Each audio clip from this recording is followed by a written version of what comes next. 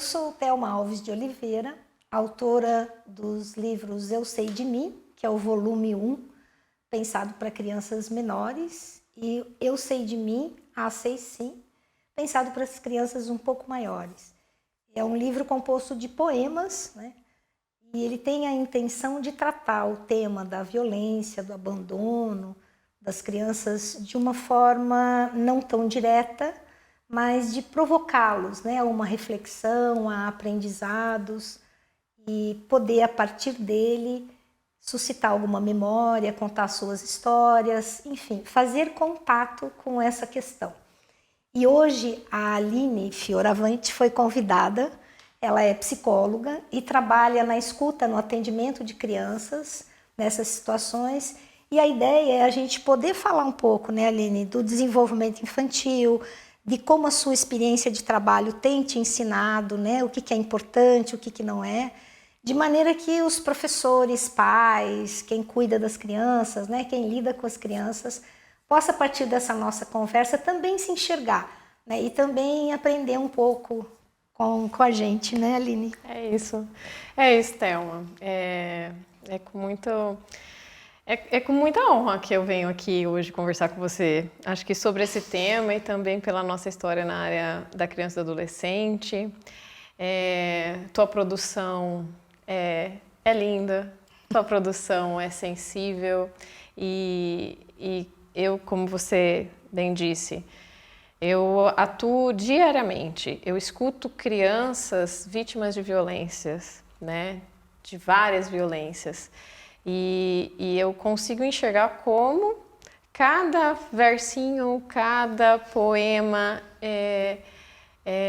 realmente alcança a realidade dessas crianças. Então, para mim, realmente é muito bacana estar aqui, faz muito sentido falar um pouquinho dessa experiência e de como que entrar nesse universo infantil também abre para a gente, acho que, um horizonte incrível, né? De pensar temas da área da educação, da psicologia, de tantas áreas, né? Tantas ciências que se debruçam a oferecer ferramentas para a gente pensar e contribuir com esse desenvolvimento, né? Sim. Muito legal.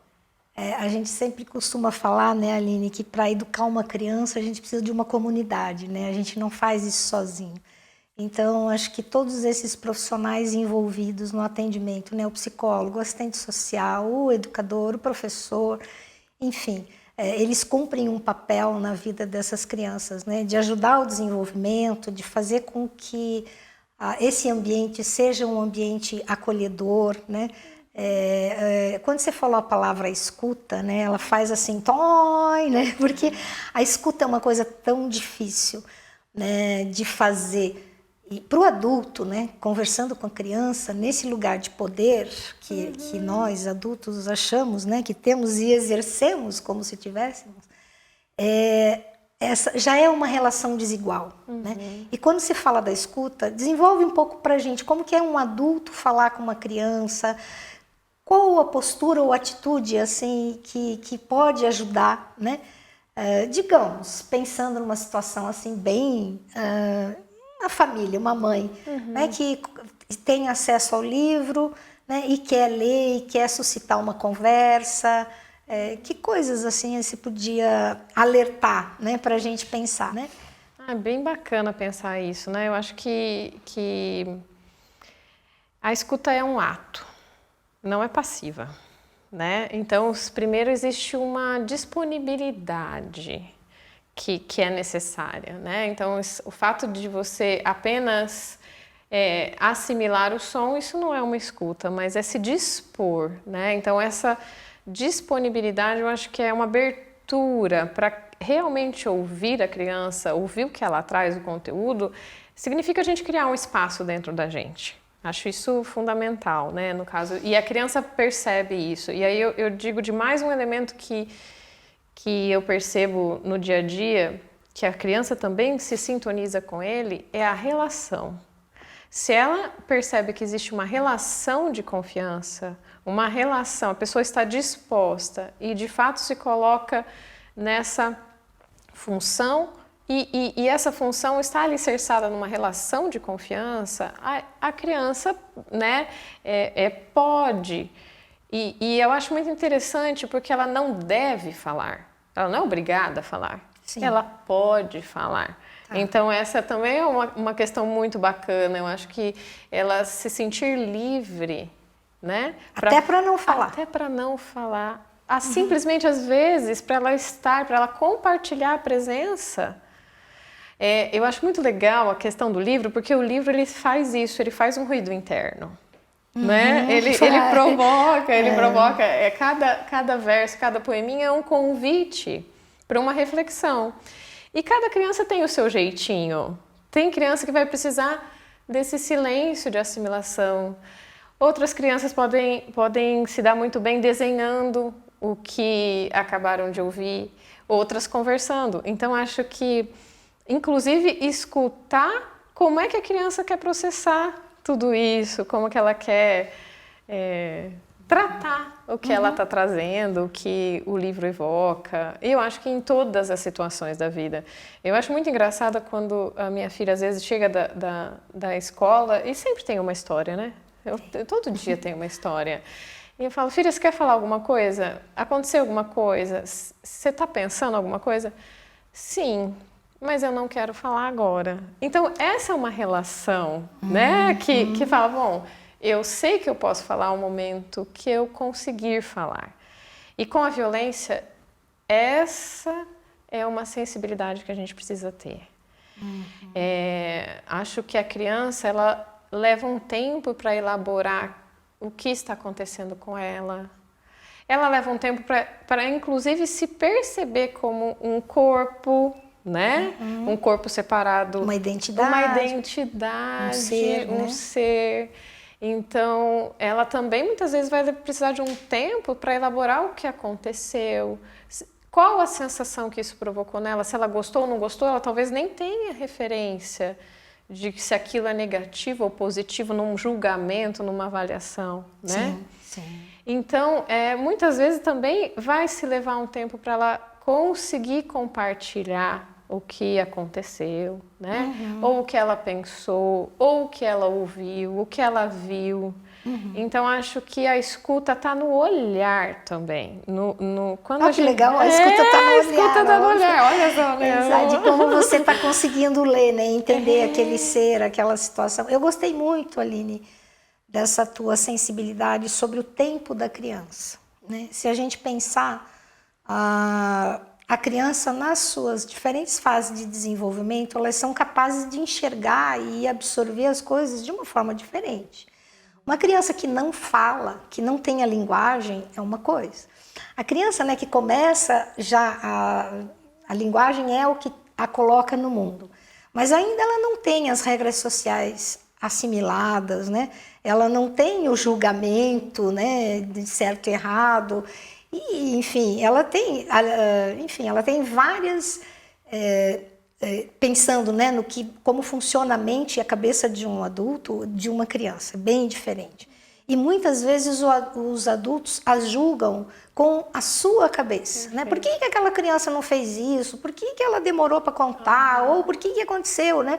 É que assim, ela é criança, né? E ela está condicionada a essas limitações, né, do seu desenvolvimento. Né? Isso. E tem uma questão, Thelma, que é a palavra desenvolvimento.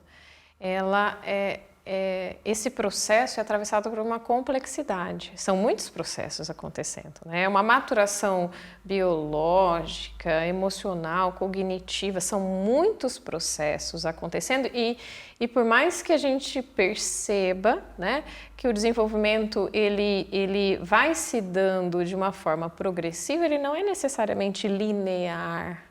Né? Não é a gente não é planta. nem Vou com crescer planta. tantos metros em tantos dias, né? E nem com planta é tão fácil assim, né? É. Imagina com essa complexidade que é o ser humano.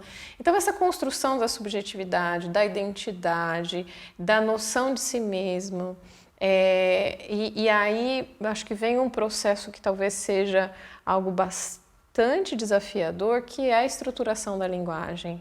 que a estruturação da linguagem, de fato, ela em termos de desenvolvimento, é que vai ser o referencial para a criança, inclusive, poder processar memórias, falar dessas memórias, né? Exato.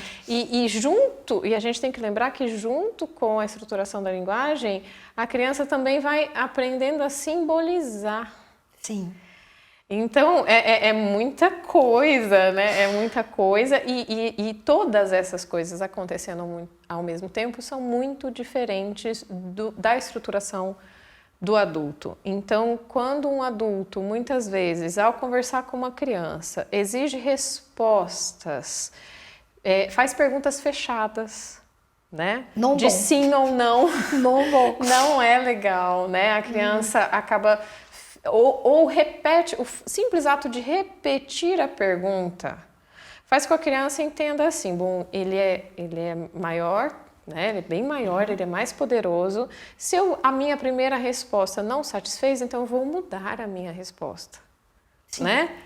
Não vou errar duas vezes. Não vou errar duas vezes, eu preciso dar uma resposta certa.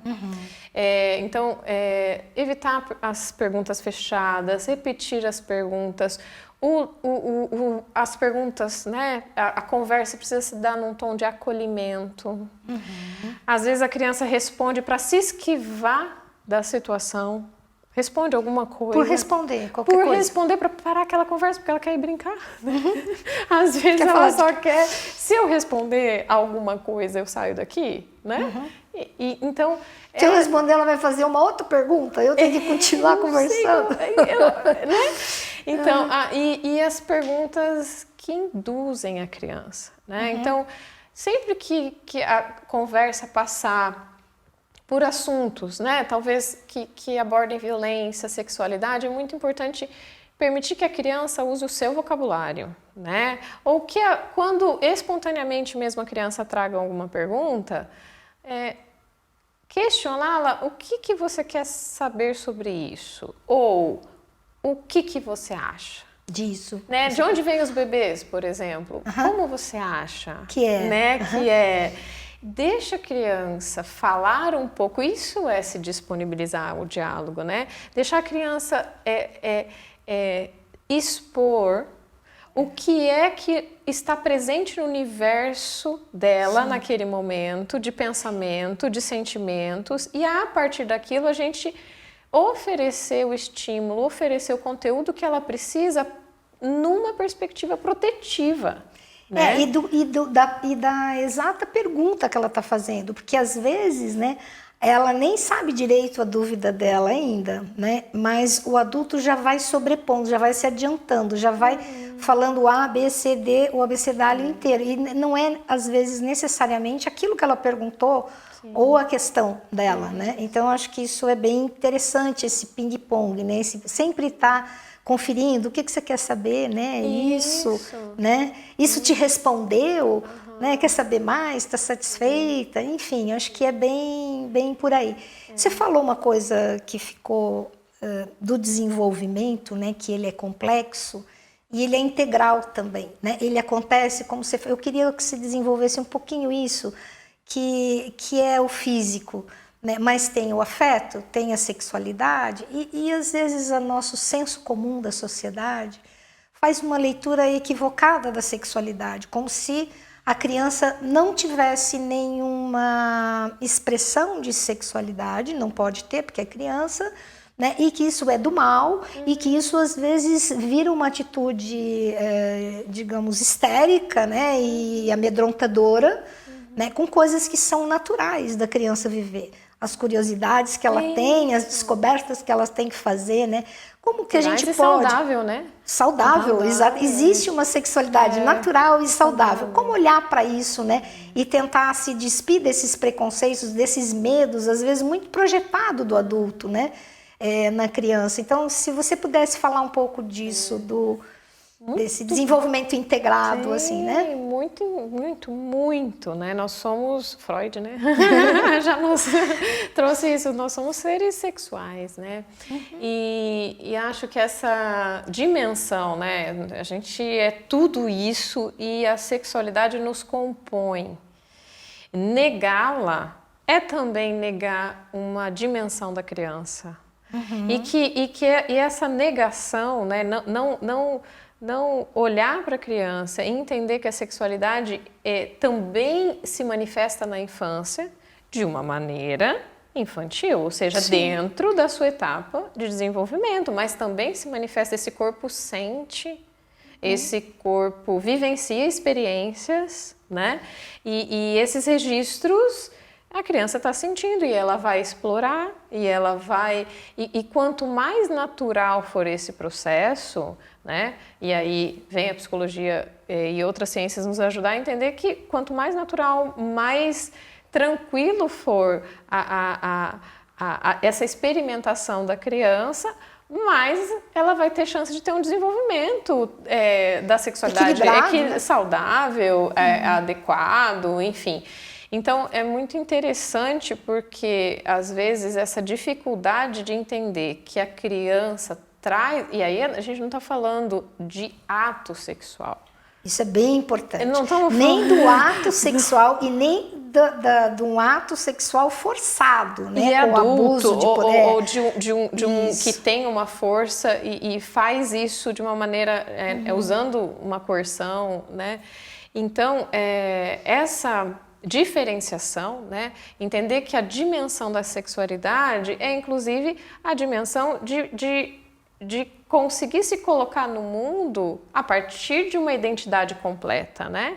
Cada um, dentro do seu processo, vai descobrir maneiras de expressar essa sexualidade, mas isso não vai se dar só no momento que a gente faz 18 anos, né? Isso vai acontecer ao longo da infância e da adolescência, a partir dessas experiências, e eu acho que é do acolhimento, né? Do acolhimento, de poder falar sobre isso, de poder permitir que esse corpo, que esse sujeito seja tudo isso, né? E às vezes a gente pensa em relação à sexualidade e às vezes eu também enxergo na escuta lá cotidiana do meu trabalho o quanto não só é uma negação da dimensão da sexualidade, que ela não pode sentir, Não. Inclusive, às vezes, olha como é contraditório, essa criança não pode sentir e a depender do tipo de abuso, esse abuso traz uma reação fisiológica que pode ser prazerosa. Sim. Então assim, é muito confuso, né, a mensagem que a gente... Essa ambiguidade que os adultos passam. Então, eu estava querendo, só resgatando a lógica, além da sexualidade ser negada, é a dimensão emocional também, né? Então, assim, não pode sentir raiva, não pode sentir tristeza... Não Sim. pode. É criança, tem que ser feliz, tem né? Tem que ser feliz. Não pode, sabe, essa birra, esse choro, esse incômodo que a criança traz muitas vezes e que ela vai manifestar por não saber expressar de outra forma. E por isso que eu acho que o livro é tão legal, os dois livros. Porque os livros oferecem a palavra para a criança encontrar. Para nomear, né, aquela situação. Eu estou sentindo, isso aconteceu comigo. Isso não pode acontecer comigo. E eu vejo isso. Então, a minha mãe ficava brava porque eu ficava triste. Então, eu não podia ficar triste. Não podia sentir raiva. Sim. Então, acho que quando você, voltando, quando você chama atenção para a integralidade... da criança, né? E da permissão, né? De contato com os seus sentimentos, né? Claro que não é agradável ver uma criança fazendo birra, né? Ter um acesso de raiva. É que por trás dessa expressão tem alguma coisa que incomodou, né? E ela é natural, né? A tristeza também, né? A tristeza é tão difícil lidar, ainda mais com criança, é tão difícil entender, né? Ou aceitar, né? Isso que você fala.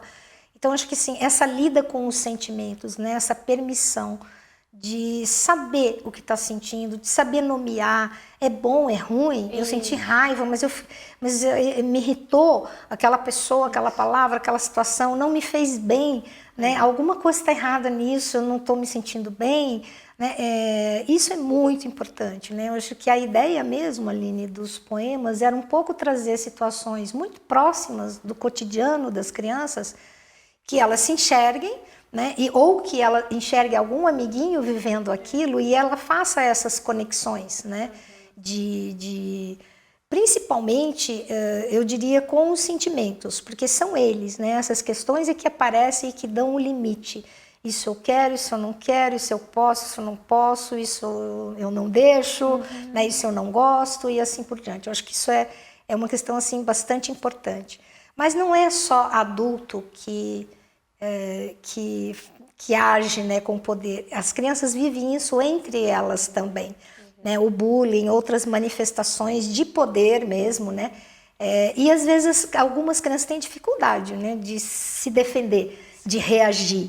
Né? Isso aparece também Aparece muito também na adolescência, né? Assim, aparece sim entre os pares, né, nessa primeira fase da infância, e também vai aparecer na adolescência. Isso, né, de ter talvez um bullying às vezes até muito mais elaborado, né, de grupos, mais perverso. Então acho que sim, aparece e eu fico pensando, na verdade, o quanto isso também não já não traduz um pouco da reprodução do que a criança também vivencia, né? Então, de alguma maneira, até isso, principalmente a escola que está ali, e a escola a gente sabe o quanto ela tem um papel fundamental nesse processo todo, né? Porque às vezes vai ser o espaço seguro que a criança vai encontrar. Então, a escola, no momento que ela observa isso, para além de observar o que está acontecendo e lidar com esse abuso de poder de um sobre o outro, também olhar para esse que está exercendo esse poder e tentar entender o que é que ele está vivendo, que possa, de alguma maneira, ter relação com essa reprodução ali no ambiente. Sim, né? Isso é muito importante. Nesse tema, é muito comum trabalhar essa equação do agressor e da vítima, né? Como se fossem dois papéis estagnados e que se eles se encerram. Então tem um fato, ele é o agressor e a vítima. O que você faz com o agressor? Responsabiliza, né? Penaliza. O que você faz com a vítima? Protege e cuida. Beleza, tudo certo. Só que quando a criança é tratada só como vítima e ponto, parece que não é dado para ela a oportunidade dela sair desse lugar. Perfeito. E superar essa questão e aprender a agir de uma outra forma. E eu diria até com o próprio agressor, né? Ele tem que aprender a não gritar, a não bater, a não jogar enfim, a sua raiva, né, contra a criança e assim por diante. Eu gosto muito dessa ideia, Aline, de que eu acho que é muito importante a denúncia, é muito importante o agressor ser responsabilizado, a responsabilização, tudo isso. Mas a ideia dos poemas também, eles foram pensados no seguinte sentido, e daí? Né? Como que a gente avança nesse sentido, né, para a criança? E não sei se ele chega, mas... Como que a gente quebra esse ciclo também, né? Como que quebra esse ciclo, né? Porque a criança, você que conhece, que lida, né, ela reproduz o que ela aprendeu, né, na estrutura social, nos preconceitos, né? Então a ideia é um pouco assim, o que entregar, o que favorecer para que tanto um quanto o outro consigam se desvencilhar dessas armadilhas, né, dessas prisões. E na escuta, nos casos, que você... É muito interessante isso que você fala, porque enquanto você estava dizendo, eu fiquei pensando nos pais, porque eu faço a escuta das crianças, mas é claro que a gente precisa, cada escuta sempre é contextualizada. E cada história, a gente nunca pode olhar para uma história sem ela estar dentro de uma perspectiva contextual, né, que são muitos elementos que atravessam, né? E por isso eu sempre vou falar com os pais também, né? E é muito interessante porque o quanto esses pais também precisam ser acolhidos, sabe? Porque e olha que processo, porque às vezes lidando com aquele sofrimento que a sua criança está vivendo, eu também tenho uma criança interior aqui que no passado foi machucada. E isso aparece, né? Então, assim, no momento que os poemas, por exemplo, oferecem a possibilidade de você refletir sobre, nossa, mas foi assim que eu fui educado, mas não precisa ser assim. Que é um pouco do que eu percebo da angústia mas eu não sabia fazer diferente.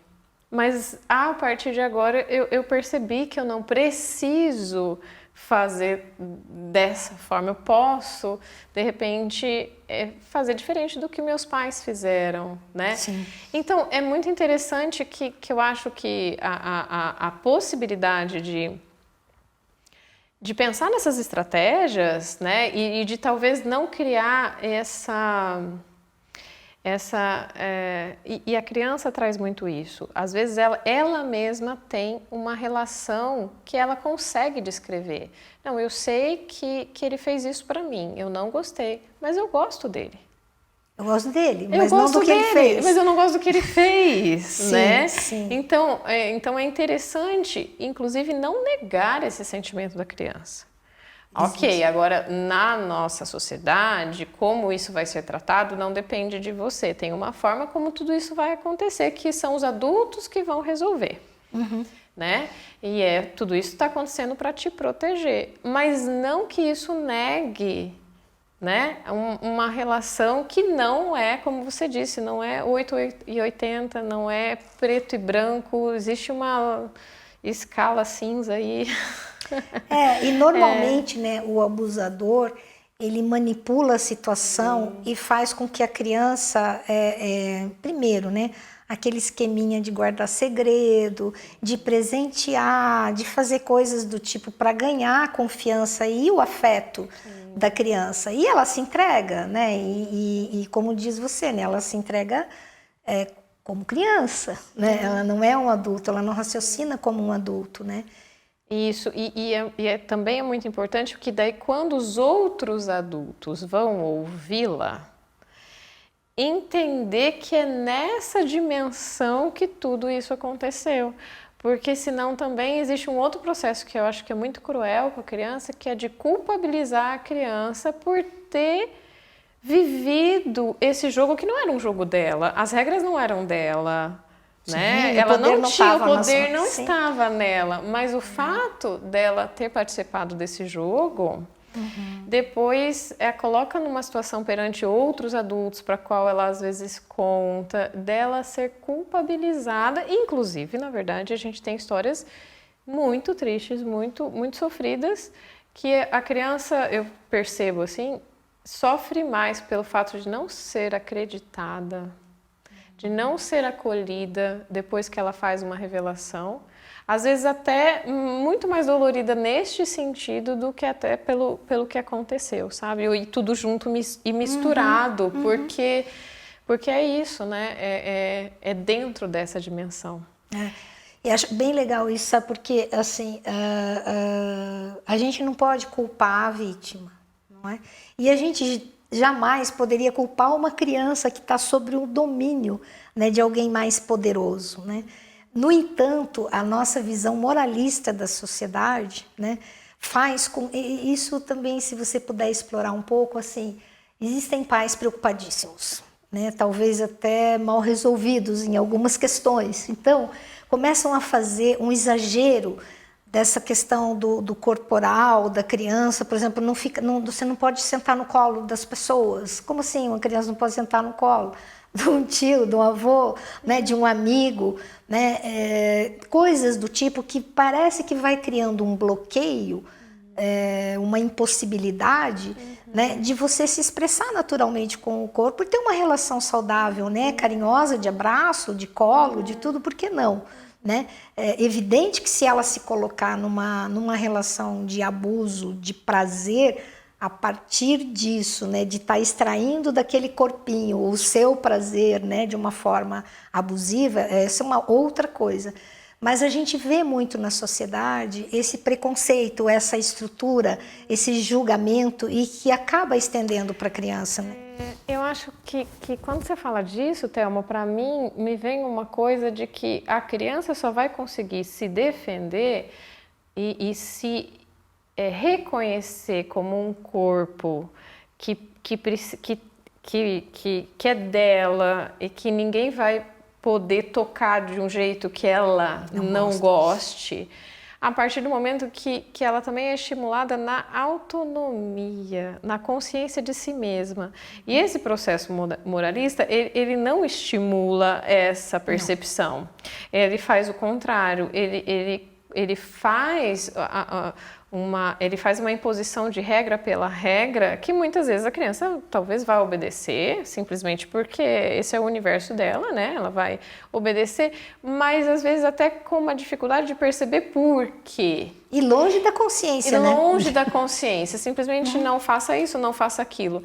Agora, e aí de novo, eu tô encantada com os poemas por isso, porque você fica lembrando deles. É muito legal, porque por isso, porque daí é poder falar um pouquinho dessa percepção que é diferente. Daí assim, eu posso sim sentar, abraçar, né? Sim. Receber um carinho, que é um carinho como criança, mas se eu tenho uma condição de autoconsciência, de percepção, de construção dessa identidade, aí a criança vai ter uma possibilidade de dizer isso não, isso incomodou, isso eu não gostei.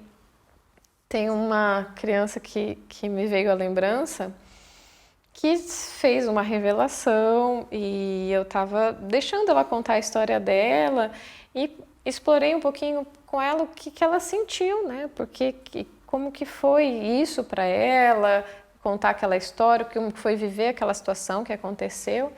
E ela disse, foi horrível, por quê? Porque é o meu corpo. E essa é uma criança de 5 anos. Esse é o meu corpo. E ninguém pode tocar no meu corpo. E foi invadida, né? Foi invadida. E ela percebeu isso. Foi invadida, porque é bem isso, né? Tem um poema que fala, né? Que cada carinho tem seu jeitinho e fala do carinho do vô, da avó, do tio, e ele é possível, ele é diverso, né? Ele é bem-vindo, né? Ele é bem-vindo. O abuso é que não é bem-vindo, né? O amor, como separar isso também, né? Então, como ajudar a ter um ambiente que possibilite essas vivências de uma forma positiva, né? E que, de certa forma, crie essa proteção para que essa invasão não aconteça, né? Para que essas crianças estejam, de fato, protegidas, né? Na sua casa, na escola, nos ambientes. E não falar não é o caminho. Aliás, é o pior caminho. Não falar ocultar, proibir, já deixar a coisa pronta é o pior caminho. Porque é isso que você fala, né? Como que aprende, como que cria autoconsciência, como é que se acredita como um ser capaz, né? Como reage, né? É na relação. É na relação. É podendo fazer isso, né? Podendo viver isso, né? Então, sem dúvida, né? Eu acho que essa responsabilidade dos adultos, sejam em que papel, né? Eles estejam como pai, como mãe, professor, profissional, é um pouco entender que a gente tem que saber mais que eles, né?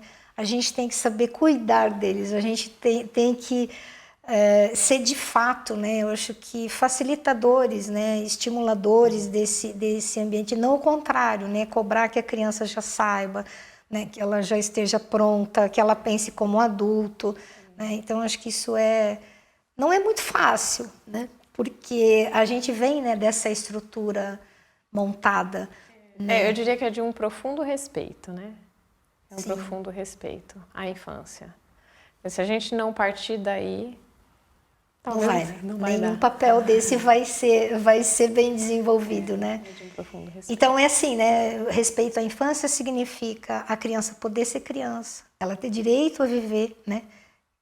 Todas as situações que às vezes até boas, ruins, perigosas ou não, quantos perigos as crianças não correm, né? E os pais, meu Deus, não sabe aquilo, não faz isso, ela, né? Mas, de qualquer forma, é isso, né? Ver o desenvolvimento como, até o sofrimento, né? Ou até as coisas erradas como o natural da vida, né? E o aprendizado está a partir daí, né? Acho que não só, assim, o respeito, né, Aline, mas também como é que eu posso colocar? O respeito e a reflexão, a elaboração, o poder falar sobre, né? O poder registrar esse aprendizado, nomear as coisas. Eu acho tão importante dar nome às coisas, né? E isso é assim, isso é assado, isso é bom, isso é ruim, né? até para conseguir ter a percepção do que está acontecendo comigo, né? O bebê, ele não sabe o que está acontecendo. Olha de onde a gente parte, né? A gente parte disso, desse choro que a gente nem sabe. Só do incômodo, né? Só do incômodo. E aí, esse processo, né? E nada é uma fotografia, né? Tudo é um filme, tudo é um filme, As coisas né? estão acontecendo. Então, e a criança, ela só vai conseguir caminhar mesmo. E aí pode ser que um dia anterior ela não tenha entendido o que aconteceu. Aí ela vai para a escola e lê um poema como esse... Aí ela vai entender o que aconteceu. E aí vai poder falar sobre isso. Tomara. Eu queria, Aline, para a gente ir caminhando aí para o nosso fim da conversa, trazer um pouco também de uma outra leitura preconceituosa, de que as crianças de famílias pobres, elas são mais... Por que será que isso acontece mais com elas? E também até um jeito de... Parece que as crianças de outros ambientes, né, onde tem mais dinheiro, enfim, não acontecem coisas assim semelhantes, né? Se você pudesse desenvolver um pouco para a gente, né, a diferença do que uma estrutura social, desigualdade social pode provocar e que isso não é inerente à natureza humana, né, dessas crianças, tem muito a ver com as condições que elas vivem. E também, né, eu acho que o preconceito de classe, o preconceito de gênero, ele está sempre sobrepondo essas leituras de uma forma muito cruel, né? Fala um pouco isso das notificações. Você comentou comigo hoje, né, de que agora na pandemia diminuíram muito as notificações, o que não quer dizer que as violências diminuíram, mas elas apareceram menos, né? E agora na volta à escola já começou a subir tudo de novo, né, os casos. Então, se pudesse abordar um pouco essa questão da estrutura social mesmo, de como as crianças, né, de condições mais precárias de vida acabam ficando mais expostas, mais vulneráveis, e dá a impressão que é da natureza delas, só que não, né? E acho que falar um pouquinho disso significa dizer de uma coisa que atravessa essas duas questões, que é mais de praticamente de 70% a 90% dos casos, o abusador é intrafamiliar, né? Então, as pesquisas elas vão apontar essa proporção, né? São diferentes pesquisas apontando altos índices de que o abusador ele é intrafamiliar, ou seja, então a gente está falando dessas questões para falar de uma questão que está acontecendo nas famílias. Sim. E, num primeiro aspecto que você traz, eu entendo que pela experiência, a gente está falando de um mito, é um mito que a violência aconteça apenas nas camadas menos favorecidas economicamente. A violência acontece de uma maneira em todas as camadas da sociedade. A diferença é como essa criança, às vezes, é acessada. Então, talvez as crianças, a rede de proteção, o que eu percebo é que ela tem muito mais acesso, né, a crianças que são menos favorecidas economicamente, porque elas estão inseridas em alguns programas também. Às vezes ela faz parte do projeto social, ela aparece mais, sempre tem uma referência, o conselho tutelar atua talvez de uma maneira um pouco mais focada em algumas áreas, são serviços públicos que identificam, que mapeiam. E outras famílias não são público da rede. Os muros são mais altos? Os muros são mais altos, tem isso também. Mas aí que daí vem para uma segunda questão que você traz, que eu acho que daí também é fundamental.